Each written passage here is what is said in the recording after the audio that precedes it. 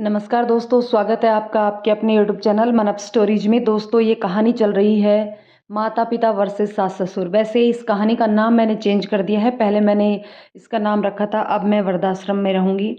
दोस्तों, उस पर व्यूज़ नहीं आ रहे थे तो मैंने सोचा इसका नाम चेंज करके देख लेते हैं। तो ये उसका तीसरा पार्ट है। 2 पार्ट अब तक अपलोड हो चुके हैं। यदि आपको दोनों पार्ट पढ़ने हैं तो डिस्क्रिप्शन बॉक्स में वृद्धाश्रम नाम से प्लेलिस्ट दी हुई है। उस प्लेलिस्ट में जा कर के आप इसके कहानी के दोनों पार्ट पढ़ सकते हैं। तो दोस्तों, चलिए इस कहानी को शुरू करते हैं। चूड़ियाँ हाथ में रह भी गई तो क्या हर्ज है, कुछ दिनों बाद अपने आप ही टूट जाएंगी। सिंदूर रहे या ना रहे, कुछ दिन बाद वह भी मिट जाएगा। कनक ने मौसी से कहा, माँ को दुखी करने की कोई जरूरत नहीं है। इन सभी नियमों का कोई मतलब नहीं है। कनक के पास अब बहुत सारा काम है। माँ का प्रिस्क्रिप्शन खोजना है, सभी दवाइयों को समझना है। अब पापा के द्वारा छोड़ी गई सभी जिम्मेदारियों को अपने कंधे पर लेना है। सबसे ज़्यादा चिंता की बात यह है कि डॉक्टर अगर माँ की चोट के बारे में पूछेंगे तो क्या कहेंगे। माँ तो खुद बता नहीं पाएगी। पापा शायद जानते होंगे लेकिन अब वह इस दुनिया में नहीं है। बेटी पास में है लेकिन वह कुछ जानती नहीं। कनक ने मन ही मन कहा, भाग्य की भी क्या विचित्र विडंबना है। शमशान में मुखाग्नि देने के अगले ही दिन देव अपने घर लौट आया। जाने से पहले उसने एटीएम से 20,000 रुपये निकाले और कनक को दिए। देव ने कहा, यह पैसे रख लो, काम आएंगे, और पैसा चाहिए तो मुझे बताना, मैं भेज दूंगा। इस पैसे के बदौलत कनक को बहुत फायदा हुआ। घर में पैसा कहाँ है उसे नहीं पता। देव ने पैसा ना दिया होता तो बड़ी मुसीबत होती। पापा का एटीएम कार्ड खोजने से मिल भी जाए तो भी ज़्यादा मदद नहीं मिलती, क्योंकि कनक एटीएम का पिन नहीं जानती। इसलिए कनक ने देव से पैसा लेने में आनाकानी नहीं की। देव ने कनक के पापा को मुखाग्नि दी, जिसके लिए कनक देव की आभारी है। इसके अलावा वहाँ पीहू और सास अकेले हैं। ननद वापस चली जाएगी, उसको भी अपने ससुराल का सारा कामकाज देखना पड़ता है। शिवम ने कुछ दिनों के लिए ऑफिस से छुट्टी ले ली थी। कनक ने शिवम से कहा, इन कुछ दिनों में तुम्हें बाहर खाने की जरूरत नहीं है, हमारे घर पर ही खा लेना। ऐसे तो शादी से पहले कनक को ऐसी कोई कुकिंग नहीं आती थी। पढ़ाई पूरी होने से पहले ही उसके पापा ने उसकी शादी कर दी। अपने ससुराल के घर जाकर कनक ने अपनी सास से खाना बनाना सीखा। शिवम उसे बाजार से सामान ला कर दे दिया करता। शीला काकी कटाई सफाई का काम कर देती और कनक खाना बनाती थी। कनक ने देखा कि माँ को दाल दलिया पसंद नहीं है। पापा माँ के लिए रोज कुछ ना कुछ चटपटा खाना दिया करते थे। माँ अगर ठीक से खाना नहीं खाएगी तो इतनी तेज दवा कैसे दें। अतः माँ को विधवा की रीति रिवाजों के नियमों से बाहर कर दिया। लेकिन कनक श्राद्ध काम पूरा होने तक खुद बिना नमक का शाकाहारी भोजन करना जारी रखा। कनक सुबह विभिन्न तरह के नाश्ते बनाती, कभी पाव भाजी तो कभी सैंडविच तो कभी इडली और अगले दिन डोसा। दोपहर में भी अलग अलग खाना। माँ पनीर बहुत पसंद करती है, इसलिए पनीर से भी तरह तरह के व्यंजन बनाती थी। कनक को खाना बनाते देख शीला हैरान रह जाती। कनक रसोई बनाना इतना जानती है, वह सोच भी नहीं सकती थी। शीला शादी से पहले ही कनक के घर में रसोइया की तरह काम करती थी। उसने कनक को तब से देखा है जब वह बहुत ही मुश्किल से चावल बनाती थी। अब हंसते हंसते वह सब बना लेती है। शीला भी कनक से व्यंजन विधि सीख रही थी। शीला ने कहा, बिटिया, यदि मैं तेरे जैसा इतना स्वादिष्ट व्यंजन बनाना सीख जाऊं तो मेरी तो तनख्वाह दुगनी हो जाएगी। इसके अलावा मेरा बेटा बड़ा हो रहा है। अगर मेरी लड़की होती तो मैं उसे बिन किसी के घर में काम में लगा देती।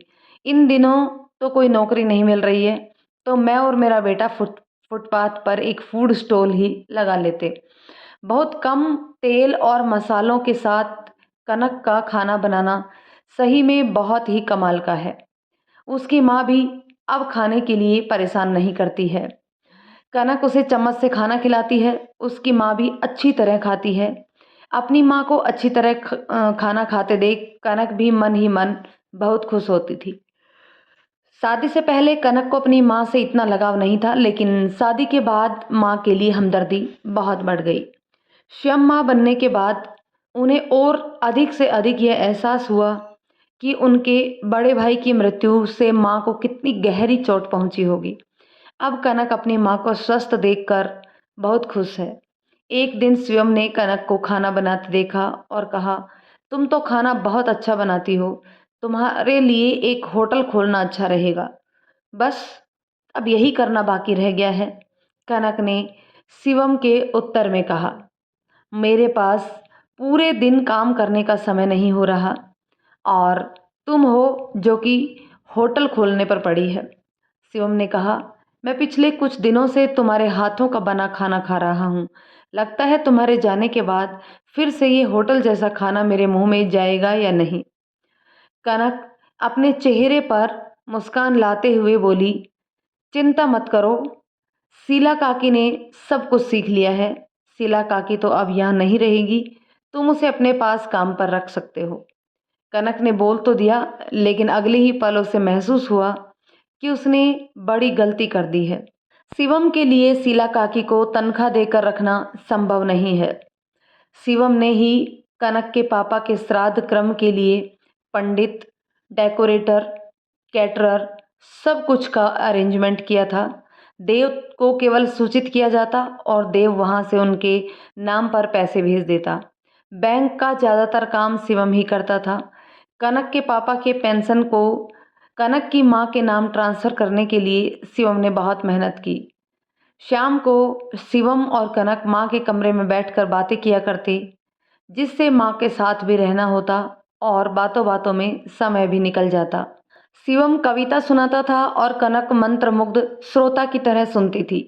एक दिन कनक ने शिवम से कहा कि वह उसका गाना सुनना चाहती है, क्योंकि कनक जानती थी कि शिवम अच्छा गाता है। शिवम की और किशोर कुमार की आवाज़ में समानता है। कनक ने भी संगीत सीखा, मगर परिवार के दबाव में सब कुछ छूट गया।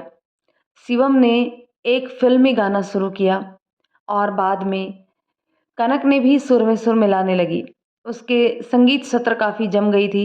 शीला काकी रसोई में रोटियां बना रही थी। वह दौड़ती हुई आई और बोली, बिटिया मैं एक गीत गाऊं, मेरे गांव का लोकगीत। हाँ गाओ ना काकी, कनक ने उसे प्रोत्साहित किया। शीला काकी ने एक लोकगीत गाना शुरू किया। क्या शानदार आवाज़ है काकी आपकी। जैसे ही काकी का गीत समाप्त हुआ, कनक ने देखा कि उसकी माँ कुछ कहना चाह रही है। कनक ने बार बार पूछा, हाँ बोलो माँ, क्या बोलना चाहती हैं, बोलो। माँ बोल नहीं सकती थी, पर कुछ कहना चाहती थी। इतने वर्षों के बाद माँ ने कुछ कहने की कोशिश की। कनक के लिए यह बहुत बड़ी बात थी। शिवम ने कुछ सोचा और काकी से कहा, काकी आप एक और गीत गाओ। शीला काकी ने फिर एक गीत गाया। माँ काकी की ओर प्रसन्नता से देख रही थी। चेहरे पर खुशी के भाव थे। कनक को बहुत अच्छा लग रहा था। कनक सोचने लगी कि काकी के गाने में ऐसा क्या था। अचानक उसे याद आया कि मेरी माँ की नानी का घर भी उसी इलाके में है जहाँ की शीला काकी है। क्या पता माँ नाना नानी के घर में पली बड़ी हो सकती है। वहाँ के गानों से माँ को अपने अतीत की के दिन याद आ रहे हों। तब से हर शाम माँ के कमरे में गायन सत्र आयोजित किया जाने लगा और शीला काकी मुख्य नायिका होती। कनक ने संगीत के लय में अपने माँ के होठों को हिलते हुए देखा। शायद गाने की कोशिश कर रही है। यह बहुत अच्छा संकेत है। शायद बचपन की यादें उत्तेजक के रूप में कार्य कर रही है। कनक ने मन ही मन सोचा कि एक ना एक दिन वह अपनी माँ को नानी के घर घुमाने ले जाएगी। कनक को अपनी माँ को बेहतर करने की उम्मीद की एक किरण नजर आई। कनक को अपनी माँ की बहुत चिंता है। इन 13-14 दिनों में कनक को सारा काम निपटा लेना है। माँ को यहाँ अकेले नहीं छोड़ा जा सकता। एक बार सोचा था कि शीला काकी के भरोसे इसी घर में छोड़ दिया जाए, लेकिन नहीं। काकी का भी अपना खुद का घर परिवार है। उसे अगर घर जाना पड़े तो माँ अकेली हो जाएगी और मेरे लिए भी इतनी दूर अचानक आना संभव नहीं है। माँ को भी अपने साथ शहर ले जाना होगा, लेकिन माँ को रखूंगी कहाँ। ससुराल के घर में जगह नहीं है। 2 कमरे के फ्लैट में माँ को लेकर नहीं जा सकते। एक कमरे में सास रहती है और एक में हम पति पत्नी रहते हैं। माँ की जो हालत है, उनको अटैच बाथरूम की ज़रूरत होगी। एक बार कनक के दिमाग में आया कि सास को कुछ महीनों के लिए ननद के घर छोड़ आएगी। ननद के वहाँ जगह भी है, सास वहाँ अच्छी तरह से रह भी सकती है। तब माँ को सास के कमरे में रख सकती है। लेकिन अगले ही पल उसे खुद पर गुस्सा आया, यह सोचकर कि जिसका फ्लैट है उसे ही दूसरी जगह जाने को कहेगी। छी छी, यह मैं क्या सोच रही हूँ। सास की उम्र हो गई है और उसे अपने घर में रहने का अधिकार है। इससे अच्छा हमारे आसपास के फ्लैट में कोई मकान किराए पर लेना होगा। माँ की जो पेंशन का पैसा मिलेगा उससे एक फुल टाइम आया उसके पास रख देंगे। माँ हमारी निगरानी में भी रहेगी। हाँ, यही ठीक रहेगा। बाद में हम गांव के इस मकान को बेचकर अपनी माँ के लिए एक छोटा सा फ्लैट खरीद लेंगे। कनक को इतना चिंतित देखकर शिवम ने पूछा, तुम इतना क्या सोच रही हो? कनक ने कहा, मैं सोच रही हूँ कि मैं अपनी माँ को कहाँ रखूँ। सोच रही हूँ मैं हमारे फ्लैट के बगल में एक फ्लैट या फिर घर किराए पर ले लूँ। दिन और रात के लिए 2 आया रखूंगी और मैं बीच बीच में जाकर देखाऊंगी। शिवम ने कुछ देर सोचा और फिर कहा, लेकिन कब तक इस तरह चला पाओगी? तुम्हारी बेटी अभी छोटी है, सास बूढ़ी हो गई है। अगर तुम अपने ऊपर इतना दबाव लोगी तो तुम्हारा शरीर ही बिगड़ जाएगा। मेरा दिमाग काम नहीं कर रहा है, मैं और कुछ नहीं सोच सकती। कनक ने एक लंबी सांस लेते हुए कहा। शिवम ने कहा, देखो कनक, आंटी जी सब कुछ भूल जाती हैं, अपने दम पर कोई काम नहीं कर सकती, बोल नहीं सकती। अगर आया कभी नहीं आई तो तुम क्या करोगी? कनक ने कहा, एक काम किया जा सकता है। मैं एक मकान किराए पर लूं और पीहू के साथ लेकर माँ के साथ रहूं जब तक माँ जीवित है। ऐसा ही चलता रहेगा। और तुम्हारा पति? शिवम ने पूछा। वो वो अपनी माँ के साथ रहेंगे। आखिर वह उनकी माँ है, उन्हें भी तो अकेले छोड़ा नहीं जा सकता। कनक ने कहा। शिवम ने कहा, तुम फिलहाल एक काम कर सकती हो, एक बड़ा घर फिलहाल किराए पर लो और तुम्हारे घर और गांव वाले घर दोनों को बेच दो। फिर उन घरों की बिक्री के पैसे से एक बड़ा घर खरीद लो और फिर किराए के घर से नए घर में शिफ्ट हो जाओ। कनक न जाने किस सोच में खो गई। थोड़ी देर बाद उसने कहा, तुमने बहुत अच्छी बात कही है। अब तो ज़्यादातर घरों में संतान एक लड़की या फिर एक लड़का होता है।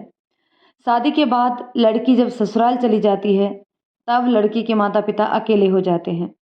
इसलिए दोनों घरों के लोगों को चाहिए कि एक बड़े घर में साथ रहें ताकि दोनों परिवार एक साथ रह सकें। शिवम ने कहा, तुमने सही कहा, देखना आने वाले दिनों में ऐसा ही होगा।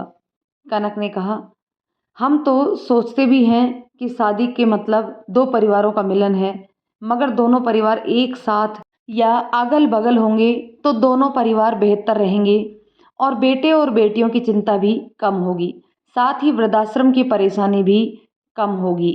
शिवम ने कहा, समाज परिवर्तनों के दौर से गुजर रहा है। इन दिनों बुआ चाचा जेठ के रिश्ते गायब होते जा रहे हैं, मामा और मामी भी दूर होते जा रहे हैं, बच्चे इन सारे रिश्तों से मरहूम होते जा रहे हैं। लेकिन अगर दादा दादी और नाना नानी साथ होंगे तो कम से कम यह सभी के लिए अच्छा होगा। कनक ने एक और गहरी सांस ली और कहा, यह सोचना आसान है, जबकि संयुक्त परिवार का कंसेप्ट कहीं खो गया है और अब वह दिन वापस लौट कर आएगा, यह दूर की बात हो गई है। लेकिन मैं सोच रही हूँ, मेरी माँ के लिए मेरी सास इतनी कुर्बानी क्यों देगी? उस घर में मेरे ससुर की कई यादें जुड़ी हुई हैं। सास उस घर को छोड़ने के लिए कभी राजी नहीं होंगी। शिवम ने कहा, तुम एक जगह, तुम्हारा पति दूसरी जगह, क्या इस तरह रहना संभव होगा? कनक ने कहा, क्यों नहीं होगा? मैं तो ऐसे कितनों को जानती हूँ जो दूसरे शहर में नौकरी करते हैं, अपने पत्नी बच्चों से दूर रहते हैं। शिवम ने कहा, मैं समझता हूँ कि बहुत से लोग इस तरह जीने के आदी हैं, लेकिन अकेले होने के कारण उन्हें कई दिक्कतों का सामना भी करना पड़ता है। समाज के भी तो आंखें हैं और उससे भी बड़ी बात, तुम्हारे पास नौकरी नहीं है। परिवार में सिर्फ देवजी कमाते हैं। क्या देवजी दो घरों का खर्च उठा सकते हैं? कनक ने तो कभी ऐसा सोचा ही नहीं। मेंटेनेंस की कीमत दो अलग अलग आवासों में बहुत अधिक होती है। पिता की मौत के बाद माँ को पेंशन अब आधी मिलेगी। उस पैसे से दवाई का खर्च और बाकी के खर्च कैसे चलाएंगे। इस उम्र में सास के लिए भी रोज़ खाना बनाना संभव नहीं है। उनकी भी तो उम्र हो गई है। फिर वहाँ के लिए भी एक रसोइया ज़रूर रखना पड़ेगा। देव अपनी तनख्वाह से 2 परिवारों को पाल पाएगा।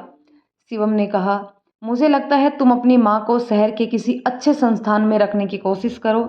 ऐसा संस्थान जहाँ की इंफ्रास्ट्रक्चर अच्छी हो, जो सभी जिम्मेदारियाँ उठाएंगे। तुम कभी कभी उनसे वहाँ जाकर मिला आना। कनक ने कहा, संस्थान का मतलब वृद्धाश्रम? क्या बेटी के रहते माँ को वृद्धाश्रम में रहना चाहिए? माँ को वृद्धाश्रम में रखने का विचार कनक को मंजूर नहीं था, लेकिन कोई दूसरा रास्ता भी तो नहीं सूझ रहा था। कनक अच्छी तरह जानती है कि भावनाओं में बहकर कोई भी निर्णय भविष्य को गुड़ गोबर बना देगा। देव दिन भर पीहू के लिए ज़्यादा समय नहीं निकाल पाता। दूसरा घर लिया तो पीहू को बिना पिता के रहना पड़ेगा। यह बच्चे के साथ न्याय नहीं होगा। कनक ने लंबी सांस छोड़ी। माँ को साथ रखना ही काफ़ी है नहीं है, उसका अपनी जिम्मेदारी का नफ़ा नुकसान भी देखना होगा। कनक का पूरा दिन परिवार को संभालते हुए एक झटके में बीत जाता है।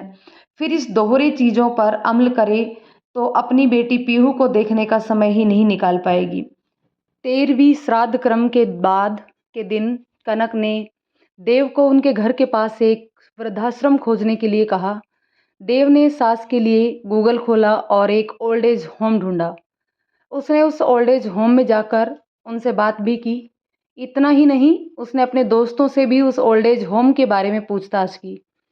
वह साबित करना चाहता है कि उसे कनक की माँ की भी परवाह है, इसलिए उनके लिए शहर में एक अच्छा वृद्धाश्रम तय किया गया है। भवन के बड़े बगीचे में तरह तरह के फूल उगे हैं। भवन भी सुंदर है। बहुत सारे कर्मचारी हैं देखभाल के लिए। नर्स और मैनेजमेंट बहुत अच्छे हैं। सास यहाँ बिना कोई तकलीफ के ठीक से रह पाएगी। उसी दिन रात में देव ने कनक से उस ओल्ड एज होम के बारे में कहा। दरअसल देव कनक को यह साबित करना चाहता है कि वह कोई निकम्मा दामाद नहीं है। वह अपना फर्ज निभाना भी जानता है। साथ ही उन्होंने कहा कि ससुर के काम का सारा खर्च वह ही उठाएगा। एक बेटे से कहीं ज़्यादा करके दिखाएगा। दामाद देव ससुर को मुखाग्नि दिए हैं, श्राद्ध शांति के कार्य किया और अब सास का भी रहने का आवास की व्यवस्था भी कर रहा है। तो दोस्तों, इस पार्ट को हम यहीं पे ख़त्म करते हैं। मिलते हैं एक नेक्स्ट पार्ट में। जानते हैं नेक्स्ट पार्ट में कि किस तरीके से उसकी जो कनक की माँ है वो ओल्ड एज होम में रहेगी।